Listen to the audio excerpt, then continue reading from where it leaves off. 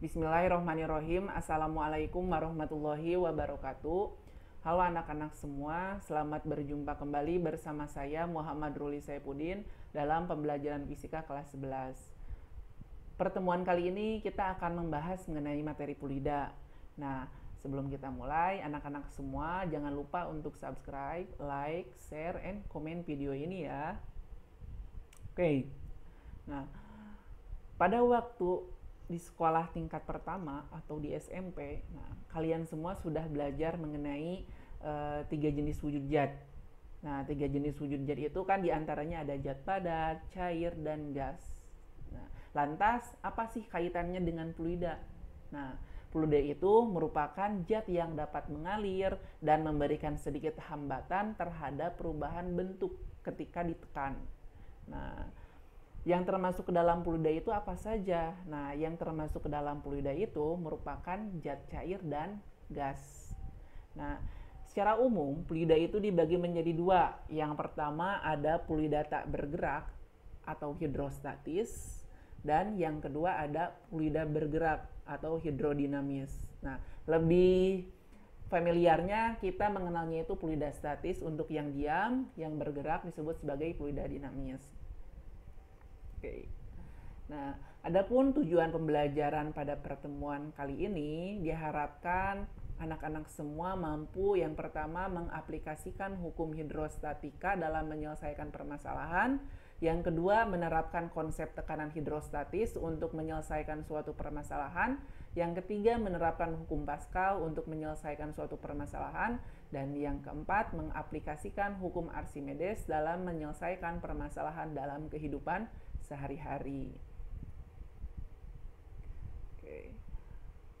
Hukum-hukum pada fluida statis itu dibagi menjadi 4. Jadi kita akan membahas 4 pokok hukum fluida statis.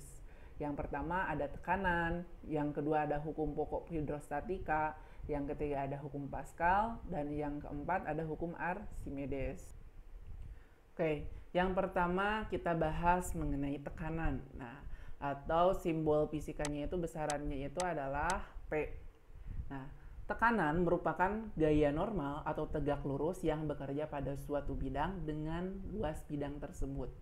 Nah, secara matematis persamaan tekanan itu adalah P sama dengan F per A. Satuan sistem internasional untuk tekanan itu adalah Pascal. Nah, yang mana 1 Pascal itu sama dengan 1 Newton per meter persegi. Jadi boleh Pascal, boleh Newton per meter persegi untuk satuan dari tekanan. Nah, kemudian yang kedua ada tekanan hidrostatis. Nah, tekanan hidrostatis merupakan tekanan zat cair yang hanya disebabkan oleh berat zat cair. Nah, semakin dalam zat cair, maka semakin besar pula tekanannya. Nah, persamaannya itu kita akan menurunkan persamaan tekanan hidrostatis. Nah, persamaan tekanan hidrostatis itu kan ini hasil akhirnya seperti ini. Nah, Bapak akan jelaskan awal mulanya itu seperti apa. Jadi tekanan hidrostatis itu persamaan awalnya itu dari persamaan tekanan. Jadi P sama dengan F per A. Nah, kemudian mencari gaya itu di hukum 2 Newton itu kan adalah M dikali G atau M dikali A. Aslinya itu kan M dikali A. Berhubung di sini kan tekanan hidrostatis, nah, si zat cair ini jatuh dari suatu ketinggian tertentu, berarti yang bekerja itu adalah percepatan gravitasi. Nah, kemudian dibagi dengan luas penampangnya atau luas permukaannya. Nah, sekarang kita ilustrasikan seperti ini. Misalkan Bapak mempunyai sebuah balok seperti ini. Nah, ini kan panjangnya, ini lebarnya, ini tingginya, atau kita ganti sebagai H. Nah, ingat, kalau hubungannya ada massa, kemudian ada volume, nah, berarti kita harus mencari massa jenis. Nah, untuk mencari massa jenis itu adalah Rho sama dengan M dibagi volume. Nah, kalau dicari nilai massanya berarti massa jenis dikali dengan volume. Kita substitusikan masanya itu adalah massa jenis dikali volume. Berarti Rho dikali volume dikali G per H. Kemudian ini kan diilustrasikan tadi bahwa volumenya itu adalah balok. Nah, volume balok itu, mencari volume balok itu adalah panjang kali lebar kali tinggi atau H. Nah, kita substitusikan nilai volumenya itu menjadi panjang kali lebar kali H. Nah, berarti Rho panjang kali lebar kali H kali G per A. Nah, ini salah, ini harusnya A ya, per A, maaf.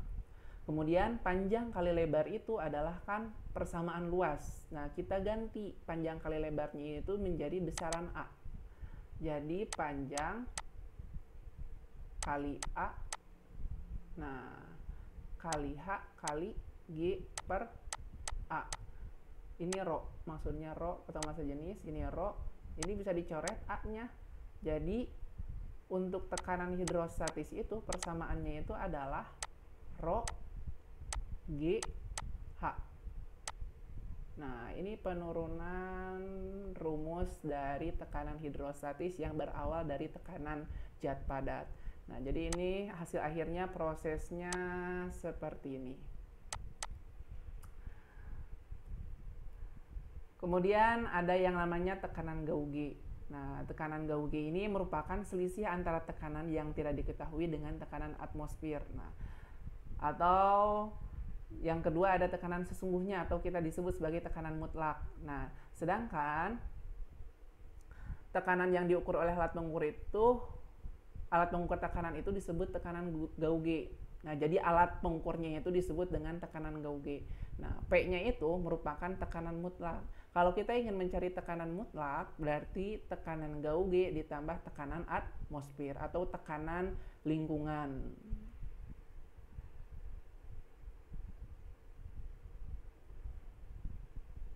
Nah, tekanan mutlak pada suatu kedalaman zat cair, nah tekanan pada permukaan zat cair ini disebut sebagai tekanan atmosfer atau besarannya itu adalah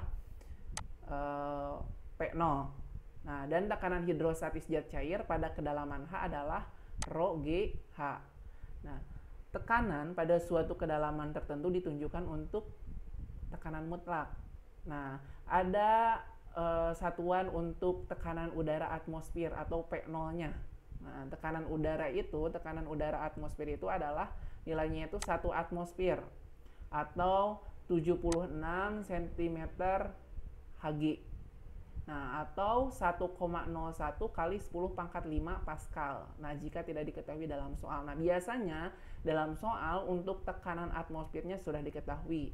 Nah, kalau tidak diketahui berarti tergantung dari satuan yang ingin kita gunakan, mau atmosfer, mau cm Hg, ataupun Pascal.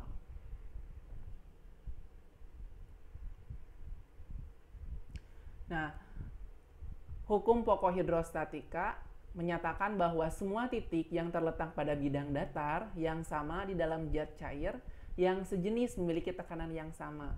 Nah, misalkan ada sebuah gambar seperti ini. Nah, misalkan ini sebuah pipa U. Nah, kemudian atau sebuah piston, sebuah suntikan. Nah, ada 2 buah suntikan. Piston itu suntikan seperti suntikan lah, mainan suntikan anak-anak ataupun yang di dokter juga itu salah satu dari aplikasi piston. Atau bahasa fisikanya kita sebut piston. Nah, ini misalkan titik A, kemudian ini titik B. Nah, tekanan hidrostatika dari titik A maupun titik B nilainya itu sama. Nah, mau dia di titik A, mau dia di titik B, nilai tekanan hidrostatikanya itu sama. Nah, jadi persamaannya itu adalah tekanan hidrostatika A sama dengan tekanan hidrostatika di titik B. Berarti kita turunkan. Kan persamaan hidrostatika itu pH sama dengan Rho dikali G dikali H. Nah, berarti karena di titik A, berarti ini massa jenis pertama dikalikan percepatan gravitasi dikalikan ketinggian pertama. Nah, yang ini. Kemudian yang kedua, tekanan hidrostatika di titik B, berarti Rho 2 dikali G dikali H kedua. Nah, kalau ingin mencari H2-nya, berarti H2 sama dengan Rho 1 dikali H1 dibagi Rho 2. Karena G-nya itu saling menghilangkan, habis. Ya. Kalau mencari H2. Kalau mencari H1, berarti tinggal Rho 2 dikali H2 per Rho 1 gitu. Nah, ada contoh soal yang pertama. Seorang penyelam pada kedalaman 3 meter, massa jenis airnya 1000 kg per meter kubik. Nah, konstanta gravitasi pada tempat tersebut adalah 10 Newton per kilogram. Nah, ini ada kesalahan. Harusnya itu 10, ini itu salah. Harusnya itu 10 meter per sekon kuadrat ya. Ada kesalahan penulisan. Nah, berapa besar tekanan hidrostatis yang dialami penyelam tersebut? Nah, berarti kita penyelesaiannya yaitu berarti diketahui di soal ada H kedalaman 3 meter, kemudian Rho-nya massa jenis air 1000 kg per meter kubik, kemudian konstanta gravitasinya G-nya adalah 10 meter per sekon kuadrat. Nah, yang ditanyakan adalah tekanan hidrostatisnya berapa.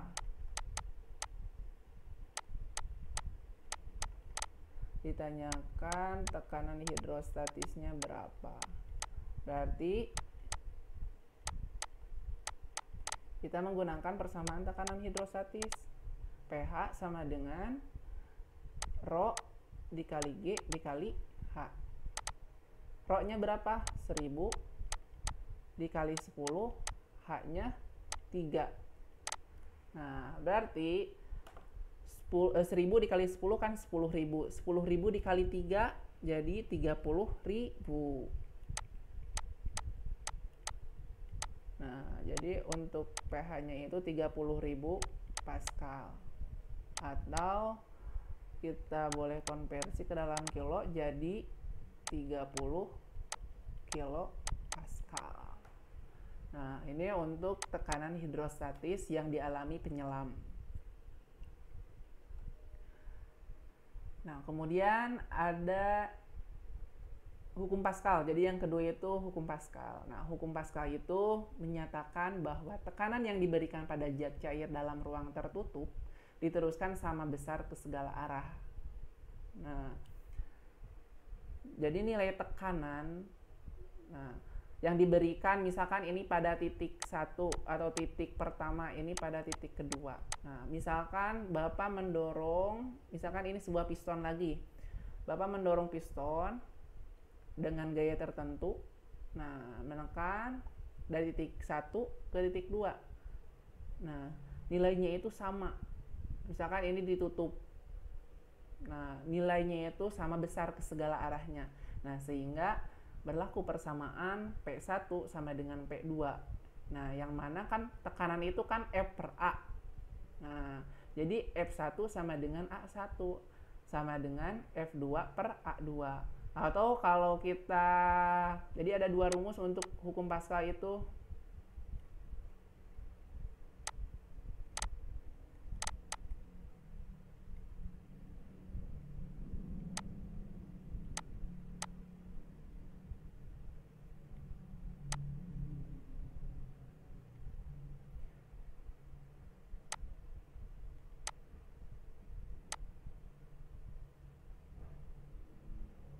Jadi ada dua persamaan kalau hubungannya itu dengan luas permukaan.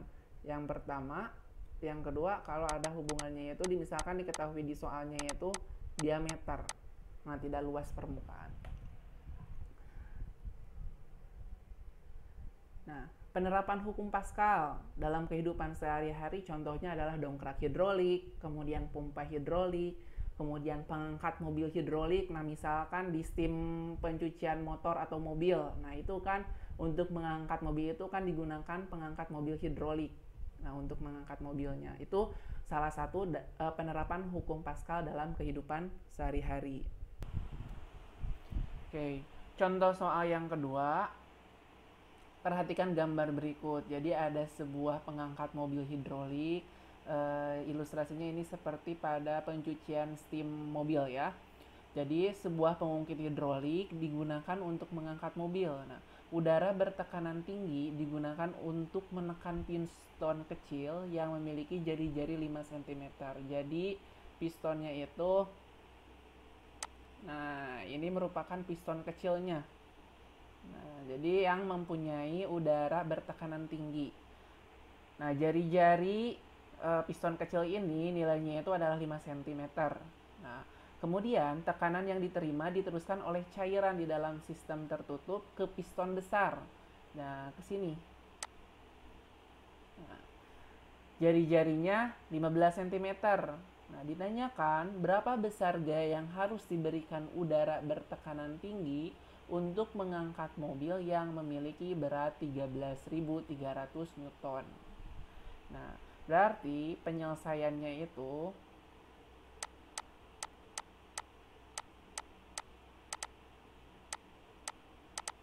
pertama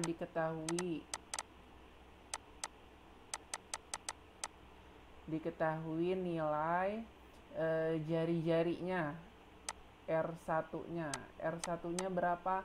5 cm. Nah, berhubung di sini kan besarannya itu jari-jari.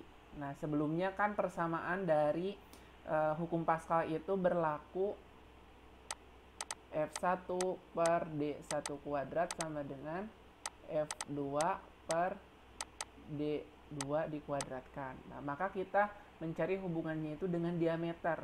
Berarti jari-jarinya 5 cm, kalau dikonversi ke dalam diameter berarti dikali 2. Nah, berarti ini kalau jadi diameter 2 dikali 5 cm, jadi 10 cm. Nah, atau 10 cm ke meter jadi 0,1 meter. Kemudian R2-nya. Nah, R2-nya jari-jarinya itu 15 cm. Berarti diameter keduanya 15 dikali 2, sorry.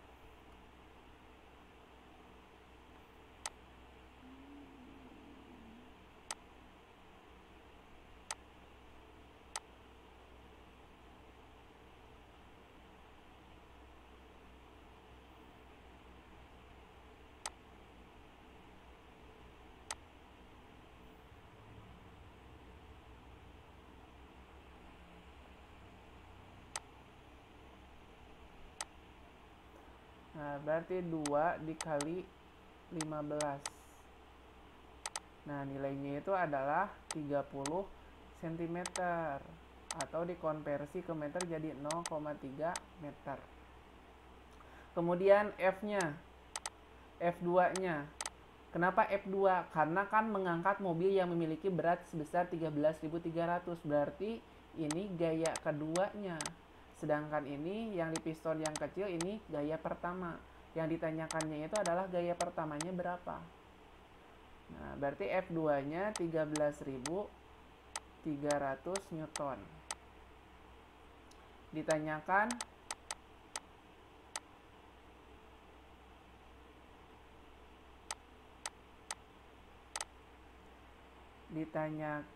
nilai F1-nya. Nah, berarti jawabnya itu F1 per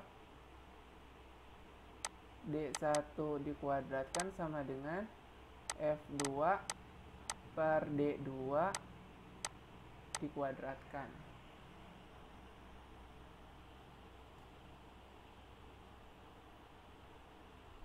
F1-nya itu yang ditanyakan. Berarti kalau F1-nya yang ditanyakan, nah berarti F2 dikali D1 kuadrat dibagi D2 dikuadratkan. Nah, F1-nya nilainya F2 13.300 dikali D1 dikuadratkan 0,1 dikuadratkan per D2-nya 0,3 dikuadratkan. Nah, tinggal ke sini.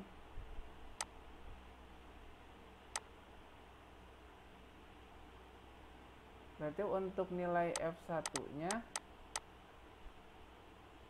13.300 dikali 0,01 per 0,09. Nah, ini tinggal dicoret saja. Berarti F1-nya 13.300 dikali 1 K 13.300 dibagi 9. Hasilnya itu adalah 1477,78 Newton. Nah, ini hasil nilai gaya. Nah, gaya yang diberikan tekanan tinggi atau F1-nya terhadap nilai F2 atau gaya untuk mengangkat mobilnya itu 13.300 Newton. Nah, F1-nya itu adalah 1477,78 Newton.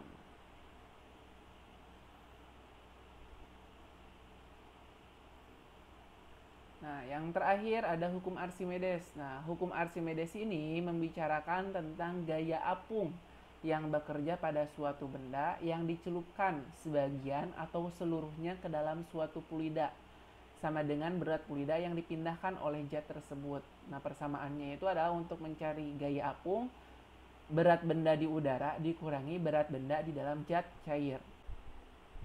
Oke, secara matematis FA sama dengan WU dikurangi WF. Nah, kita lihat ilustrasi hukum Archimedes nih. Jika ada sebuah bak atau sebuah wadah yang berisi air, kemudian saya masukkan benda, nah mau itu batu ataupun benda apapun, nah ke dalam wadah air ini. Nah, kemudian ini ada beberapa variabel. Nah, ada F1. F1 ini menunjukkan gaya berat benda di udara. Nah, kemudian F2 ini gaya berat benda di fluida. Nah, sementara H1 itu menunjukkan ketinggian fluida sebelum dimasukkan benda. Nah, H2 ini menunjukkan ketinggian fluida setelah dimasukkan benda.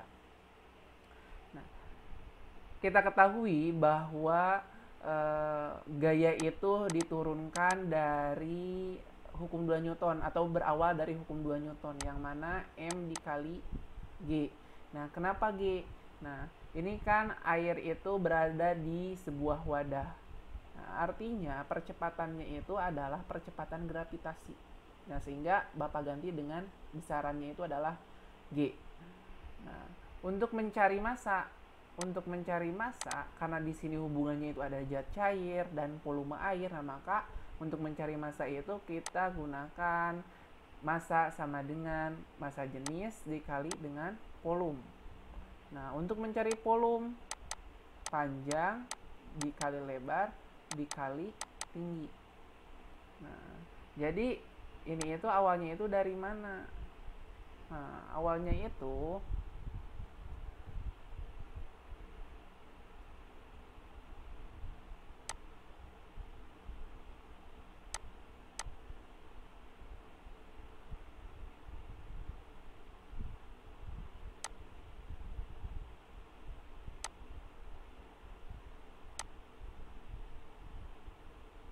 Nah, ini tuh awalnya itu dari mana? Jadi, awalnya itu kan F sama dengan M dikali G. Nah, M-nya massa jenis dikalikan volume. Berarti rho dikali volume dikali gravitasi. Volumenya kita jabarkan lagi atau substitusikan. Panjang kali lebar. Nah, ketinggiannya diganti dengan H. Berarti dikali H dikali gravitasi. Ini panjang. Nah, kemudian panjang kali lebarnya kita ganti menjadi luas permukaan. Berarti rho kali A, nah, dikali H dikali G. Nah, ini untuk gayanya, baik gaya berat benda setelah dimasukkan baik gaya fluida setelah dimasukkan benda ataupun gaya fluida sebelum dimasukkan benda. F2 itu setelah dimasukkan benda, F1 itu sebelum dimasukkan benda. Nah, jadi untuk rho-nya itu rho fluida dikali percepatan gravitasi dikali dengan ketinggian fluida setelah dimasukkan benda. Nah, dikalikan A, luas permukaan, dikurangi. Nah, ini sama saja, tapi yang membedakannya itu adalah ketinggian saja. Nah, karena variabel yang mempengaruhinya itu adalah, atau variabel yang diubahnya itu adalah ketinggiannya. Nah, kemudian H2-nya. Nah, H2 dikurangi H1 bisa bentuk seperti ini. Karena kan yang bedanya itu H2, sementara massa jenis, percepatan, dan luas permukaannya sama, baik sebelum dan sesudah dimasukkan benda. Nah, H2 dikurangi H1 itu sama dengan H. Nah, jadi A dikali H itu kan sama dengan volume benda yang tercelup. Di BF itu volume benda yang tercelup. Jadi untuk menentukan gaya apung itu, F-nya itu, nah, massa jenis fluida dikali percepatan gravitasi dikali dengan volume benda yang tercelup. Nah, dalam hukum Archimedes ada yang namanya mengapung, melayang, dan tenggelam. Nah, benda dikatakan mengapung jika, nah, jadi benda dikatakan mengapung jika massa jenis benda lebih kecil daripada massa jenis zat cair. Kemudian benda dikatakan melayang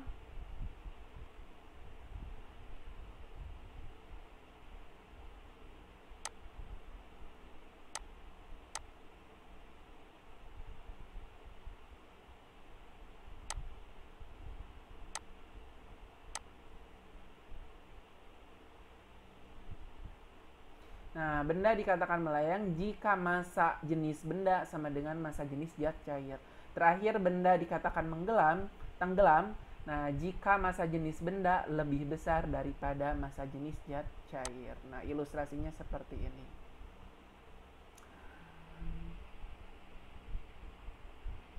Nah, kita lihat ada masalah kuantitatif benda mengapung. Nah, yang pertama, jika bendanya itu dalam satu jenis fluida. Nah, gambar yang kedua, nah, jika bendanya itu tercelup dalam 3 jenis fluida, misalkan fluida pertama air, fluida kedua minyak, fluida ketiga oli, ataupun sebaliknya, ini misalkan minyak, oli, air. Nah, itu tergantung dari massa jenis fluidanya. Nah, letaknya itu misalkan si air di atas ataupun oli ataupun minyak yang di atas, itu tergantung dari massa jenis masing-masing zat. Nah, untuk benda yang mengapung pada satu jenis fluida, nah, pada satu jenis fluida yang ini, berarti ya gambarnya yang ini. Nah, untuk benda yang mengapung pada satu jenis fluida berarti berlaku persamaan gaya berat sama dengan gaya apung. Nah, gaya berat itu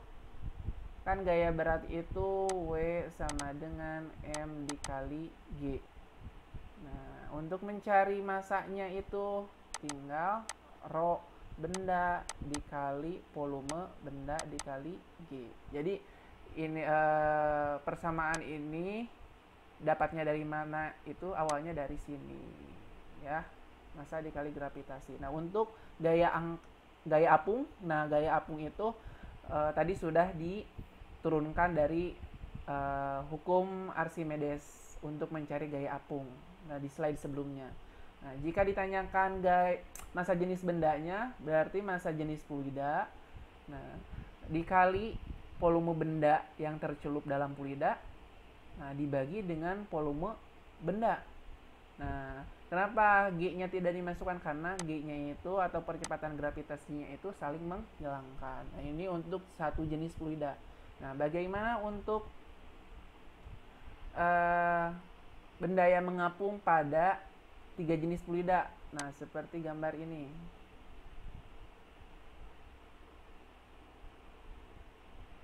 Nah, seperti gambar yang kedua.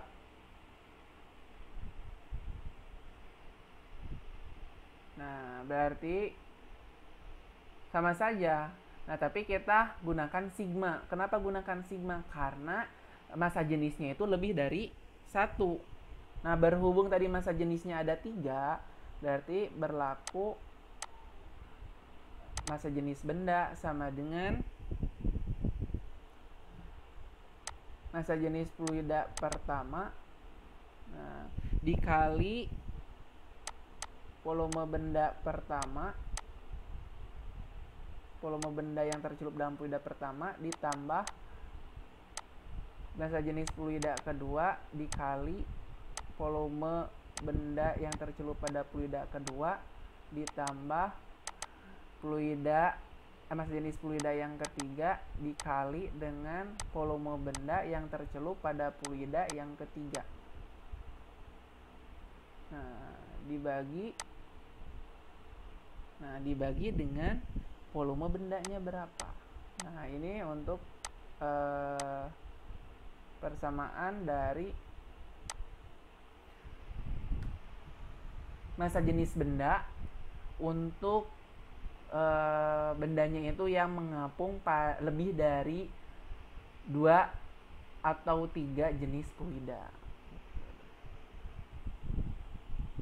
Nah, untuk penerapan hukum Archimedes dalam kehidupan sehari-hari, contohnya misalkan dalam hidrometer, kemudian kapal laut, kapal selam, dan balon udara.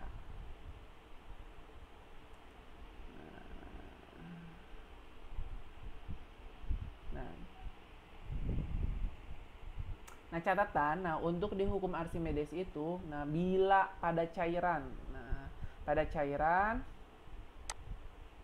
volume benda dapat tercelup sebagian atau seluruhnya dalam cairan, sehingga volume benda yang tercelup belum tentu sama dengan volume benda. Ini untuk yang cairan. Jadi, jika volume benda yang tercelup itu sebagian atau seluruhnya dalam cairan, nilai volume benda pada fluida itu tidak tentu sama dengan volume benda sebelum dicelupkan, ya. Nah, sementara pada udara volume benda yang tercelup selalu sama. Nah, baik sebelum tercelup ke dalam fluida dalam bentuk gas ataupun sebelum tercelup fluida dalam bentuk gas. Nah, sementara massa jenis gas panas lebih kecil daripada massa jenis udara. Nah, contoh soal ketiga. Sebuah benda ketika berada di udara memiliki berat 500 Newton, sedangkan ketika dicelupkan dalam air seluruhnya memiliki berat 400 Newton. Nah, jika massa jenis air 1000 kg per meter kubik, nah hitunglah massa jenis benda. Nah, di sini ada kesalahan penulisan, bukan massa jenis benda, tapi hitung nilai volume bendanya berapa. Berarti penyelesaiannya untuk soal nomor 3 ini, pertama diketahui nilai berat benda di udaranya itu atau WU-nya 500 Newton, kemudian berat benda setelah dicelupkan dalam fluida 400 Newton, kemudian massa jenis fluidanya 1000 kg per meter kubik. Nah, kemudian percepatan gravitasi G-nya 10 meter per sekon kuadrat. Nah, ditanyakan nilai volume bendanya berapa. Nah, berarti persamaan untuk mencari volume benda itu, kita awalnya itu dari gaya apung sama dengan WU dikurangi PF. Nah, kemudian untuk gaya apung itu sendiri berarti massa jenis fluida, nah, dikali dengan volume benda dikali dengan gravitasi. Nah, WU nya tinggal ditulis lagi dikurangi WF. Massa jenis fluida 1000. Nah, volume benda yang ditanyakan, gravitasinya 10, WU nya 500, WF nya 400. Nah, 1000 dikali 10, 10.000. PB sama dengan 500 kurangi 400, hasilnya 100. Nah, berarti kalau ditanyakan volume bendanya tinggal 10.000, bukan 10.000.